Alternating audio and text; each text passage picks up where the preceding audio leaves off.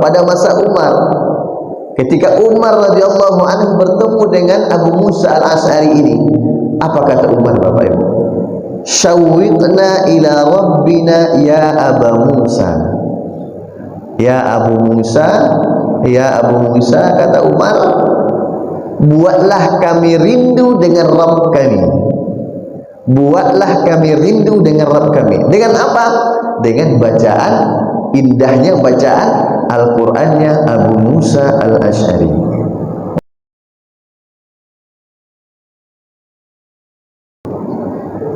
Bismillahirrahmanirrahim. Assalamualaikum warahmatullahi wabarakatuh. Alhamdulillahi rabbil alamin, alladzi ahyana ba'dama amatana wa ilaihin nusyur.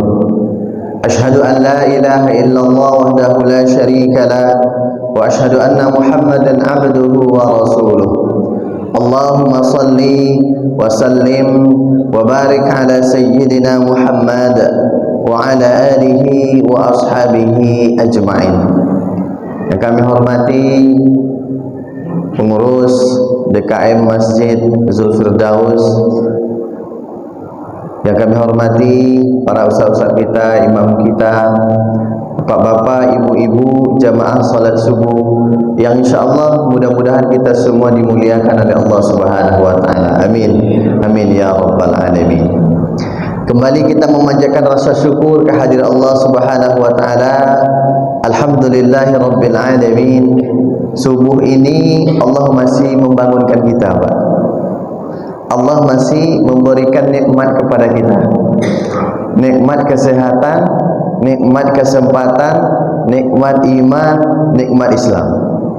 Sehingga dengan nikmat dari Allah lah kita bisa bersama-sama kembali hadir ke rumah Allah yang kita muliakan ini. Alhamdulillah sudah kenyang semua, Pak ya. Biasanya setelah kajian subuh ada kopi, Pak. Tapi kalau bulan puasa tak bisa.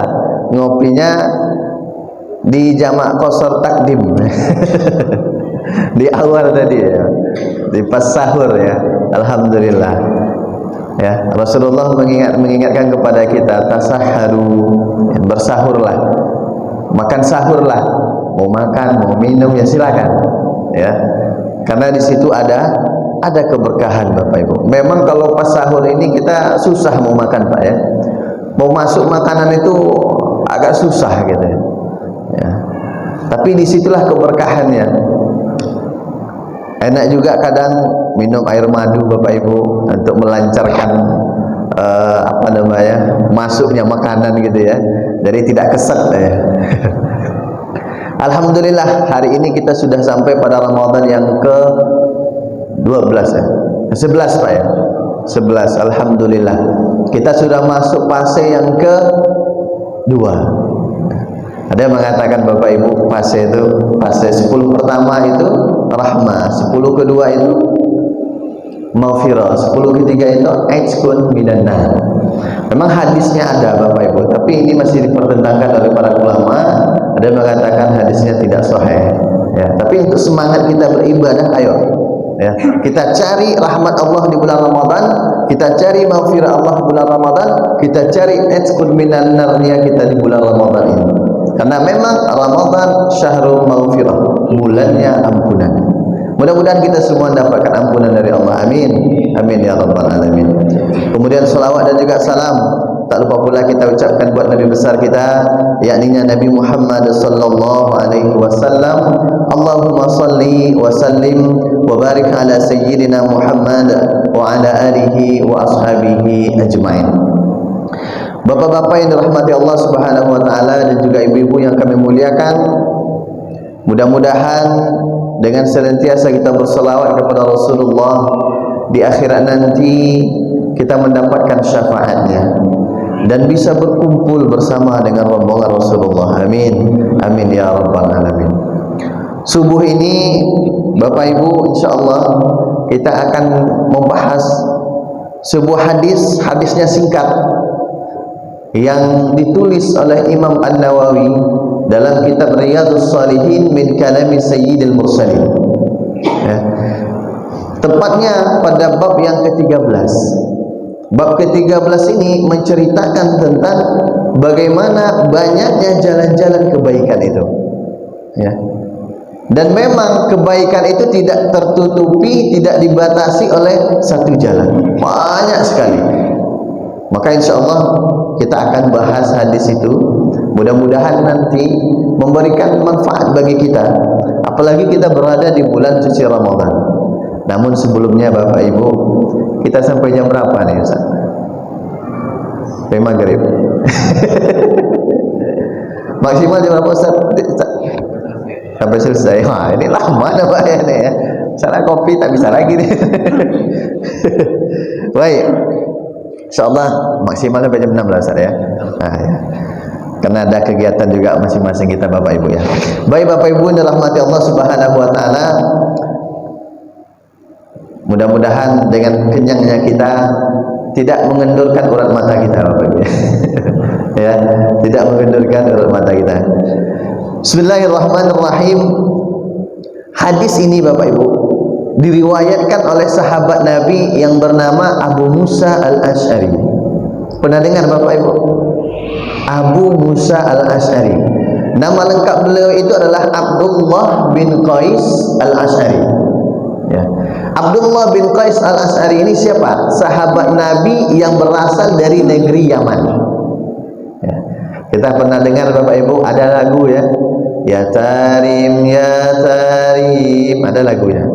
Nah, itu kan lagu yang menceritakan tentang Yaman, negeri Yaman ya. Tarim, negeri Tarim ya. Di Tarim itu kan letaknya di Yaman Bapak Ibu. Negerinya para ulama, negerinya para habaib ya. Yang juga sekarang kita melihat dan juga mendengar beritanya, Yaman menjadi salah satu pembantu untuk Palestina ya. Ya, menghadang kapal-kapal Israel yang lewat di daerah Yaman. Ya. Bapak Ibu dirahmati Allah Subhanahu wa taala. Jadi Abdullah bin Qais Al-Asy'ari ini ketika mendengar Rasulullah SAW menyampaikan dakwah Islamnya, dia berangkat dari negeri Yaman menuju Rasulullah SAW. Ya. Mencari, mengejar hidayah Bapak Ibu.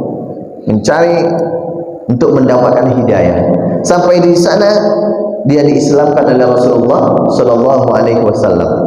Dan setelah itu dia tidak menetap bersama Rasulullah ketika itu, tapi pulang ke kampung halamannya kembali dan mulai berdakwah pula di kampung halamannya. Dan ketika dia berdakwah di kampung halamannya, ada yang ikut bersamanya ketika itu lebih kurang 50 orang. 50 orang ini diajaknya bertemu Rasulullah SAW, berangkat dari negeri Yaman menuju, ketika itu sudah di Madinah Rasulullah SAW. 50 orang Pak mendapatkan hidayah dari Abu Musa Al-Asy'ari ini.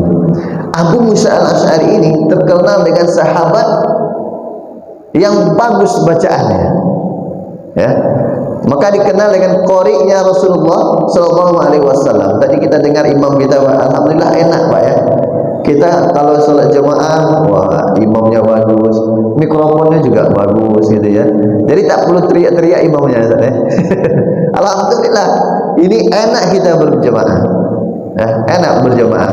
Maka Bapak Ibu dirahmati Allah Subhanahu wa taala, pernah suatu ketika Rasulullah SAW ya, menyampaikan hadis ketika bertemu dengan Abu Musa Al-Asy'ari ini.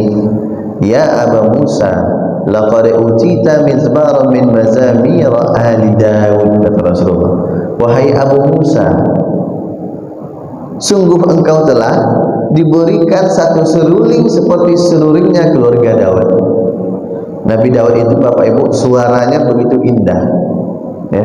Dikatakan ketika Nabi Daud alaihi salam ya, menyampaikan kitab Zabur ataupun membaca kitab Zabur itu burung-burung, bukit-bukit ikut bernyanyi bersamanya, ikut bertasbih bersama dengan Nabi Daud alaihissalam, mengikuti bagaimana keindahan bacaan dari Nabi Daud alaihissalam.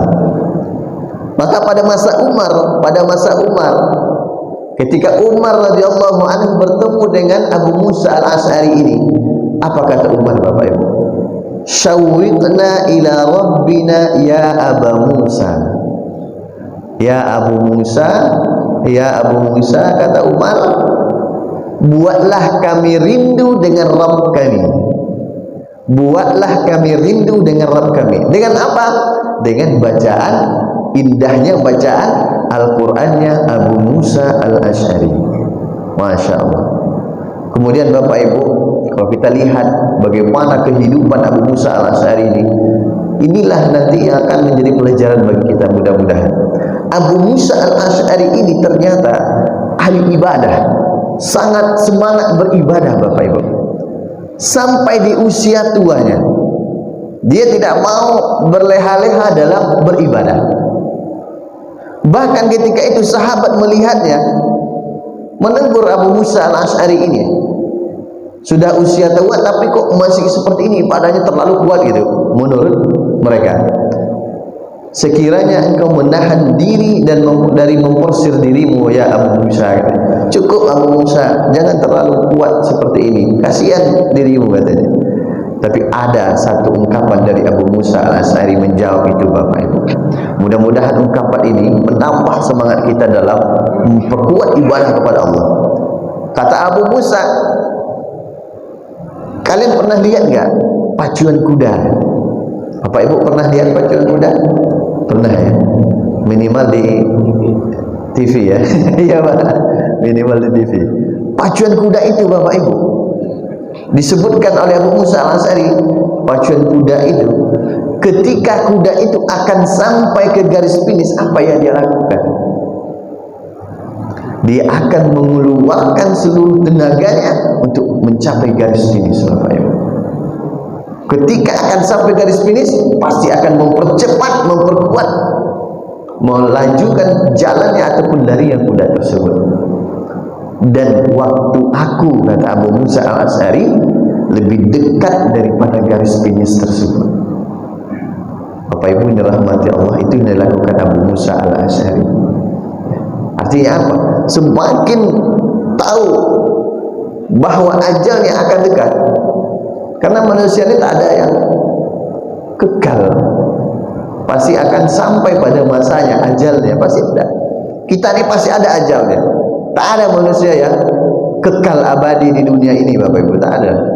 Siapapun itu pasti nanti suatu saat akan dipanggil oleh Allah Subhanahu wa ta'ala. Begitu juga Abu Musa al-Asy'ari mempersiapkan menjelang akhir hayatnya, dia memperkuat, memperbanyak dan semangat beribadah kepada Allah Subhanahu wa ta'ala.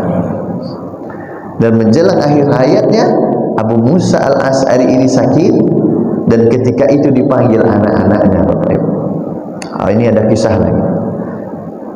Tak apa-apa belajar kisah kita Bapak Ibu ya. Kisah Abu Musa ini menjelang akhir hayatnya diceritakan kepada anaknya, wahai anak-anakku, jangan engkau lupakan kisah seorang masuk surga gara-gara sepotong roti Bapak Ibu. Setengah roti yang menyebabkannya masuk surga, setengah roti saja. Bagaimana kisahnya disampaikan oleh Abu Musa al-Asy'ari? Dulu katanya ada seorang ahli ibadah berapa tahun? 70 tahun Bapak Ibu beribadah kepada Allah. Kalau dilihat tak ada maksiat yang dia lakukan, ibadah. Arti ibadah itu luas Bapak Ibu. Jadi tidak hanya sholat, puasa, zakat, haji, baca Al-Quran, tapi seluruh aktivitas kehidupannya itu bernilai ibadah. Bekerja dia ibadah, aktivitas keseharian pagi, malam, siang ibadah. 70 tahun Bapak Ibu. Suatu hari digoda Bapak Ibu, datang setan laknatullah alaihi, digoda. Orang yang sudah beribadah lama ini digoda, berwujud seorang perempuan. Wah, ini bahaya godaannya. Ketika digoda Bapak Ibu, ini disinilah akhirnya seorang yang sudah beribadah tadi tergoda Bapak Ibu oleh seorang perempuan. Apa yang terjadi? Terjadilah, mohon maaf, na'udzubillah, perzinahan. Berapa lama? Ternyata tidak 1 hari, sampai 7 hari 7 malam Bapak Ibu. Terlena begitu, tergoda begitu oleh perempuan tersebut selama 7 hari 7 malam. Dan di hari yang ketujuhnya ataupun di malam yang ketujuhnya baru dia sadar, ternyata yang aku lakukan ini salah. Sadar bahwa dia telah melakukan kesalahan kepada Allah Subhanahu wa taala, ditinggalkan perempuan itu, pergi, merasa penyesalan di dalam hatinya, berangkat ingin bertaubat kepada Allah Subhanahu wa taala. Bapak Ibu yang dirahmati Allah, dalam perjalanannya pada malam itu singgahlah dia di satu tempat, gubuklah ibaratnya. Di situ ada lebih kurang 11 orang yang biasa tinggal di situ, dan itu bukan rumah, hanya tempat singgah-singgah ataupun tempat tinggal orang yang tidak punya rumah. Ada 11 orang di dalam tempat tersebut. Disitulah dia berhenti malam itu. Istirahat dia dulu sejenak di situ. Ketika istirahat, ternyata setiap malamnya di sana Bapak Ibu ada orang dermawan yang selalu mengantarkan makanan untuk orang yang tinggal di situ. Biasanya setiap malam itu diantarlah roti sebanyak 11 roti Bapak Ibu. Untuk apa? Untuk 11 orang tadi. Dan pada malam itu ternyata jumlahnya tidak 11 lagi, bertambah 1 orang menjadi 12 orang. Ketika sudah 12 orang dibagi roti tersebut, kurang Bapak Ibu, ada yang tidak dapat bagian. Yang biasa dapat tak jadi dapat. Bapak Ibu dirahmati Allah, diberikanlah kepada saudara yang baru taubat tadi, ya, yang dalam perjalanan tadi. Ketika mau makan Bapak Ibu, dilihatnya ada yang tidak mendapatkan bagian. Apa yang dilakukannya? Dengan keikhlasannya, dengan kerelaan hatinya, dia belah itu roti yang ada pada dirinya, yang miliknya, dia bagi kepada orang yang tadi. Yang dia bagi separuh untuk dia separuh. Sepotong roti itu yang dia bagi Bapak Ibu. Setelah itu, setelah makan selesai, berangkat dia lagi menuju perjalanan berikutnya. Dalam perjalanan dipanggil oleh Allah Subhanahu wa taala, inna lillahi wa inna ilaihi raji'un. Karena memang ajal ini kan gak ada yang tahu Bapak Ibu. Kemarin kami dapatkan video katanya di Tanjung Pinang Pak. Ada ya, di Masjid Al Husain ya. Masya Allah, ketika sholat meninggal dunia ya. Sholat apa? Sholat witir ya. Masya Allah. Gak ada yang tahu Bapak Ibu. Kita berangkat dari rumah, bisa berjalan, bisa bermotor, pulang bisa saja diantar oleh orang di popong, ya. Tak tahu kita, ya. Tapi meninggal di masjid di bulan Ramadan lagi, setelah sholat lagi, Masya Allah, ya. Kematian yang dirindukan. Mudah-mudahan kita nanti semuanya husnul khotimah. Amin, amin ya rabbal alamin. Begitu juga Bapak Ibu, ketika seorang tadi berangkat, dipanggil di tengah perjalanan oleh Allah Subhanahu wa taala. Ketika dipanggil itu Bapak Ibu, meninggal dunia, disitulah ditimbang amal ibadahnya, dicek amal ibadahnya. Ya, dicek amal ibadah. Ketika kita meninggal nanti kan Bapak Ibu, ada 2 malaikat yang akan menghampiri kita, ya, dia akan mengambil ruh kita ini. Malaikat rahmah satu, malaikat azab satu. Kalau yang tukang maksiat ataupun melakukan keburukan, pasti diambil oleh malaikat azab. Tapi kalau baik, kita akan dibawa oleh malaikat rahmat, ruh kita ini. Begitulah yang tadi, ternyata Bapak Ibu dicek seluruh amal ibadahnya. 70 tahun dia melakukan amal ibadah, ditimbang dengan 7 hari 7 malam kemaksiatan yang dilakukan, habis semuanya Bapak Ibu, tak ada lagi, nol amal ibadahnya. Kalau sudah begitu, tentu otomatis dia akan dimasukkan ke dalam nerakanya Allah Subhanahu wa taala, habis semuanya. Dengan kemaksiatan yang hanya 7 hari 7 malam, hilang semua amal ibadahnya. Kemudian dicek kembali, apa amal ibadah lain yang dia lakukan. Ternyata ternyata ada satu amal ibadah terakhir sebelum dia meninggal yang dia lakukan, apa? Sedekah sepotong roti.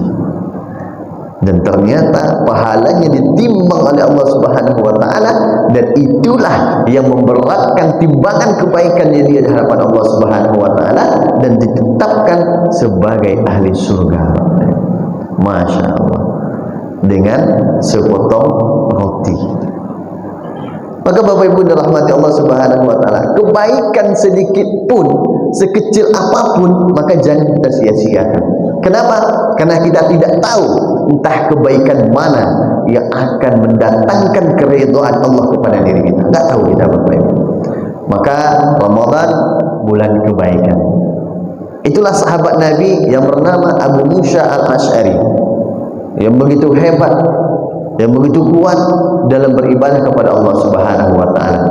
Beliau meriwayatkan suatu hadis yang juga hadisnya singkat, Bapak Ibu, yang mudah-mudahan nanti memberikan semangat bagi kita. Qala Rasulullah sallallahu alaihi wasallam, Nabi Muhammad sallallahu alaihi wasallam menyampaikan, bersabda, kata Rasulullah, "Idza maridul 'abdu aw safara kutiba lahu ma kana ya'malu muqiman sahihan." Hadis riwayat Imam Al-Bukhari. Pendek hadisnya. Hadis ini Bapak Ibu menceritakan bagaimana kita bisa mendulang pahala sebanyak-banyaknya walaupun kita tidak melakukannya. Rasulullah mengatakan, "Idza maridul 'abdu aw safara," ketika seorang hamba marid, sakit, Bapak Ibu. Sehat lawannya sakit. Maka kata Rasulullah, "Irtanim khamsan qabla khamsin." Ingat 5 perkara sebelum datang 5 perkara juga. Waktu sehat sebelum datang waktu sakit kita. Karena memang ketika kita sehat, suatu saat nanti akan sakit. Apalagi kalau sudah kita usia tua, pasti ada sakit. Maka bersahabatlah dengan itu. Karena memang sudah seperti itu, Bapak Ibu. Tubuh kita yang sudah lama kita pakai, mata yang dulunya terang, suatu saat nanti mulai kabur-kabur. Umur 30, umur 60, 40 sampai seterusnya mulai kabur-kabur. Ya, bahkan sekarang anak-anak kita lihat masih kecil itu sudah pakai kacamata kan. Ya, ada pengaruh-pengaruh elektronik sekarang luar biasa. Ya. Yang tubuh biasanya berdirinya kuat, sekarang tak kuat lagi. Maka dalam surah Yasin yang kita baca itu, Bapak Ibu, wa man nu'ammirhu nunakkishu fil khalqi. Siapa yang kami panjangkan umurnya, kata Allah, kami balikkan dia seperti dulu lagi. Begitu Bapak Ibu ya. Coba kita lihat sekarang. Dulu waktu kita bayi bisa berdiri nggak Bapak Ibu? Tak bisa. Berdiri dibantu oleh orang tua kita. Berdiri sikit-sikit jatuh, sikit-sikit jatuh. Nanti kalau kita sudah tua seperti itu juga tak bisa kuat kita berdiri kan. Mau berdiri harus ada yang megang kita, harus ada yang mopong kita. Begitu ya Bapak Ibu. Ya. Maka kata Rasulullah, kalau seorang hamba itu sakit, ausafar, atau dalam bepergian, dalam perjalanan, musafir, kutiba lahu makana ya'malu muqiman sahihan. Kata Rasulullah, maka tetap akan dituliskan untuknya amal ibadah yang ia lakukan ketika dia tidak berpergian ataupun ketika dia sehat, walaupun ketika sakit itu dia tidak bisa melakukannya lagi. Masya Allah. Maka Bapak Ibu, dulu umpamanya, sekarang umpamanya, setiap hari ada amal ibadah yang spesial yang menurut untuk diri kita. Apa umpamanya? Sedekah 1000 setiap hari. Ketika kita sakit bisa enggak lagi? Tak bisa umpamanya. Karena untuk keluar rumah saja kita tak bisa, untuk berjalan saja kita tak bisa. Kebiasaan kita itu setiap pagi sedekah. Kata Rasulullah, walaupun kita tidak bisa melakukannya lagi, tetap amal ibadah itu akan dicatat oleh Allah Subhanahu wa taala. Enak enggak Bapak Ibu? Catatannya enak, sakitnya ya enggak mau gitu ya. Biasanya setiap subuh, setelah selesai sholat subuh kita baca Al-Quran. minimal 1 halaman umpama, mungkin bisa lebih. Tapi subuh ini umpamanya tak bisa. Kenapa? Sakit, tak bisa kita baca Al-Quran. Selesai sholat subuh langsung istirahat, tak bisa lagi, tak kuat. Ternyata kata Rasulullah, tetap dicatatkan kita tetap membaca 1 halaman itu, Bapak Ibu. Ya, begitulah. Maka ketika masih sehat, kita hari ini masih sehat, suatu saat nanti akan sakit, Bapak Ibu. Maka ketika sehat, biasakanlah yang baik. Biasakanlah yang baik. Kenapa? Karena ketika sakit kita nanti, kebaikan itu akan tetap mengalir walaupun tidak kita lakukan lagi, walaupun tak bisa kita lakukan. Begitu juga dengan ibu-ibu, Bapak Ibu. Ibu-ibu ini ada masanya sakit. Masa sakitnya apa? Masa halangan, haid. Tak bisa lagi dia ibadah seperti kita. Kalau laki-laki kan tak ada masa haidnya. Ya, ibu-ibu ada. Maka ketika masa tidak haidnya, lakukanlah ibu-ibu kegiatan yang baik, kebiasaan yang baik. Kenapa? Ketika ibu-ibu tak bisa lagi melakukannya karena haid nanti, maka Allah akan tetap catatkan sebagai kebaikan untuk ibu-ibu. Masya Allah, luar biasa, Pak. Yang pertama sakit, dan yang kedua karena musafir, dalam bepergian pulang kampung kita nanti. Biasanya setiap subuh Ahad kita berangkat ke pasar bersama istri kita. Wah, belanja, Bapak Ibu, ya. Tapi subuh ini tak bisa lagi. Kenapa? Karena kita berangkat perjalanan, entah pulang kampung kah, entah perjalanan dinas kah, entah apa. Tak bisa kita bantu istri kita waktu itu. Apa kata Rasulullah? Jangan khawatir, kebiasaan itu akan tetap dicatat sebagai kebaikan oleh Allah Subhanahu wa taala. Dan itu tidak berkurang, Bapak Ibu, catatannya. Maka oleh karena itu, biasakanlah yang baik dan jangan biasakan yang tidak baik. Karena kebiasaan yang baik itu walaupun tak bisa kita melakukannya lagi, akan tetap dicatat. Dalam hadis lain, dalam riwayat Imam Ahmad, Rasulullah mengatakan, al-abdu idza kana ala tariqatin hasanatin minal ibadati thumma maridha qila lil malakil muwakkal bihi uktub lahu mithla amalihi. Ya, kata Rasulullah, apabila seorang hamba itu dalam kebaikan, yang selalu melakukan kebaikan, ya, dalam ibadah, kemudian dia sakit, kata Rasulullah, qila lil malakil muwakkal, dikatakan kepada malaikat yang tukang catat amal ibadah kita, uktub lahu mithla amalihi, tulis seperti dia lakukan biasa, tulis amal ibadahnya walaupun dia tidak bisa melakukannya lagi. Ada hadis lain, Bapak Ibu, Rasulullah menyindir kita, ya, karena waktu ini kita tidak maksimalkan, kebiasaan itu kita tidak lakukan, padahal ada kesempatan tapi tak bisa.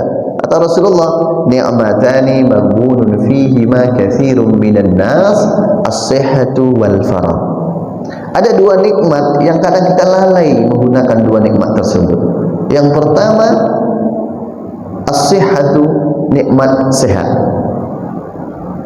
Yang kedua, al-farah, nikmat waktu luang. Ya, nikmat waktu 2 nikmat ini luar biasa. Kalau kita bisa maksimalkan, nanti ketika tak bisa kita lakukan lagi, ternyata Allah tetap catatkan untuk kita sebagai kebaikan. Maka Rasulullah mengingatkan kepada kita, min husnil islamil mar'i tarkuhu ma la ya'ni. Di antara tanda baiknya iman seseorang itu tarkuhu ma la ya'ni, meninggalkan sesuatu yang tidak bermanfaat. Apa yang tidak bermanfaat? Rasa-rasanya tak ada faedahnya, tinggalkan. Tinggalkan, karena itu merupakan tanda baiknya keimanan. Karena orang yang beriman pasti selalu mencari yang baik, pasti selalu mengisi waktunya dengan kebaikan-kebaikan. Kenapa? Rasulullah mengatakan, suatu saat nanti kamu ini akan sakit. Pasti itu. Ada waktu ada waktu tidak ada. Ada waktu sehat, ada waktu sakit. Maka ketika tidak bisa lagi melakukannya, akan tetap Allah catatkan sebagai kebaikan dan kebaikan, Bapak Ibu. Bapak Ibu dirahmati Allah Subhanahu wa taala. Nah, cukuplah ini pertanyaannya. Inilah Bapak Ibu hadisnya, sedikit saja, ya. Dan mudah-mudahan ini memberikan semangat bagi kita untuk terus melakukan kebaikan dan kebaikan apapun itu. Bahkan di surga nanti kata Rasulullah menceritakan ada orang yang bolak-balik di surga dengan gembira. Di dalam surga itu gembira bolak-balik. Apa amal ibadah yang dilakukannya? Apa kira-kira amal ibadah ternyata yang dilakukannya? Pernah suatu hari itu dia menyingkirkan penghalang di jalan yang menghalangi orang lewat, batu kah, kayu kah, ya, dibersihkannya. Dan ternyata itulah yang mendatangkan keridhaan Allah untuknya. Ya, boleh jadi Bapak Ibu dengan ibadah yang kecil, memberikan makan kucing, seekor kucing, ya, dapat keridhaan Allah. Apalagi kita sholat tarawih berjamaah, harapan kita itu Bapak Ibu dapat ridha Allah. Itu yang kita cari dunia. Mudah-mudahan dapat ridha Allah. Kalau dapat ridha Allah, catat nama kita di surga ya Allah, bersama dengan para nabi, bersama dengan para rasul, dengan orang yang kita rindui, Rasulullah sallallahu alaihi wasallam. Itu yang kita harapkan. Dan mudah-mudahan itu dapat di bulan Ramadan ini Bapak Ibu. Ya, dan mudah-mudahan kita menjadi orang-orang yang bertakwa. Amin. Amin ya rabbal alamin. Mohon maaf atas segala kekurangan dan kekhilafan. Kita tutup dengan doa kafaratul majelis. Subhanakallahumma wa bihamdika asyhadu an la ilaha illa anta astaghfiruka wa atubu ilaik. Wabillahi taufiq wal hidayah. Wassalamu alaikum warahmatullahi wabarakatuh.